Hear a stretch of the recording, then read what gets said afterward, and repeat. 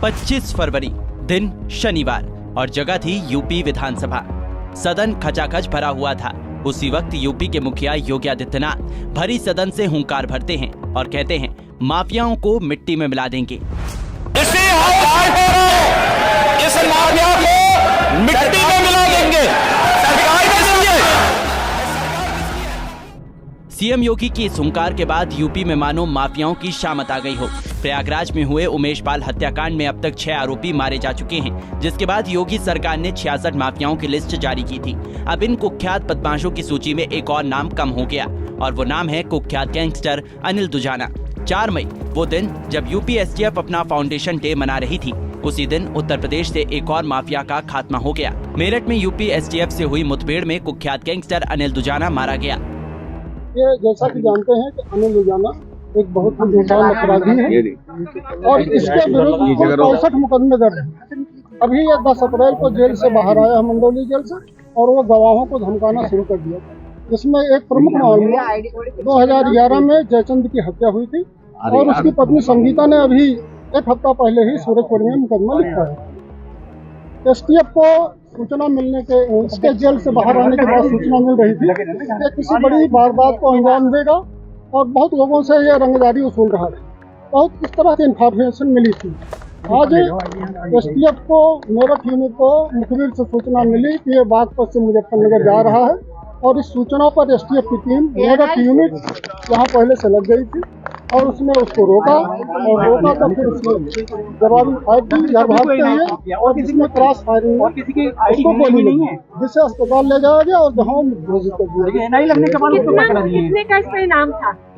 इस पर कोई इनाम नहीं था। इस बार कोई इनाम नहीं था। बताया गया है किसी बड़ी वारदात को अंजाम देना जी सूचना इसी तरह से वारदात को अंजाम तो देना ही था, क्योंकि गवाहों को धमका रहा था, उनकी पत्नी को धमका रहा था, जिनके पति की हत्या हुई थी 2011 में। तो बड़ी वारदात तो कर ही रहा था, इसीलिए तो मुकदमा लिखा गया सूरजपुर में। मुठभेड़ के समय अनिल दुजाना सफेद रंग की स्कॉर्पियो में था। बताया जा रहा है कि वो बागपत अपनी ससुराल जा रहा था। तभी मुखबिर की सूचना पर एसटीएफ ने उसे जानी भोला की ढाल के पास घेर लिया। इसके बाद उसने एसटीएफ टीम पर फायरिंग शुरू कर दी। जवाबी फायरिंग में यूपी एसटीएफ ने दुजाना को ढेर कर दिया। एनकाउंटर के बाद फॉरेंसिक टीम ने जब उसकी गाड़ी की चेकिंग की तो उसमें से कई हथियार मिले। उपरोक्त बदमाश के पास वो एक 4 पहिया गाड़ी में ट्रैवल कर रहा था। उसके पास से एक 32 की पिस्टल, एक 30 की पिस्टल और भारी मात्रा में कारतूस बरामद हुए हैं। अनिल दुजाना उन 66 बदमाश और माफियाओं में से एक था, जिसका चिन्हीकरण करने के उपरांत मुख्यालय और शासन स्तर से जिसकी मॉनिटरिंग लगातार की जा रही थी। उपरोक्त बदमाश के ऊपर 64 से अधिक मुकदमे थे और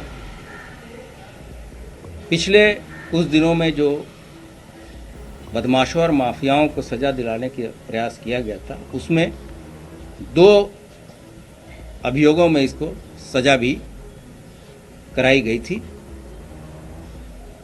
जेल से तथा जेल से छूटने के बाद से ये पुनः एक फैमिली को धमकी दे रहा था।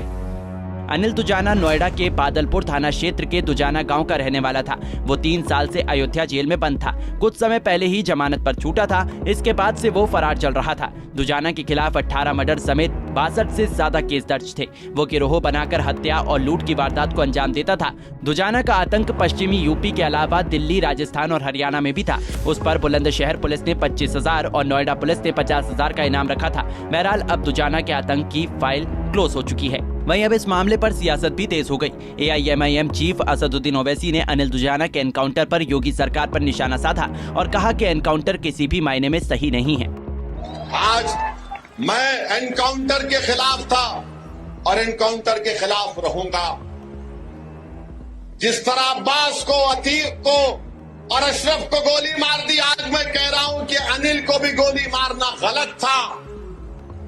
एनकाउंटर से रूल ऑफ लॉ कमजोर होता है, संविधान से लोगों का यकीन कम होता है। कोर्ट की क्या जरूरत है? सजा देना कोर्ट का काम है, गोली से किसी को सजा नहीं दी जाती। यूपीएसटीएफ पिछले 6 साल में दुजाना समेत 184 एनकाउंटर कर चुकी है। अनिल दुजाना की मौत के साथ ही चिन्हित माफियाओं की सूची में एक और नाम कम हो गया और ये लिस्ट घटकर 63 हो गई है। योगी आदित्यनाथ की दूसरी सरकार में 66 माफियाओं को चिन्हित किया गया था।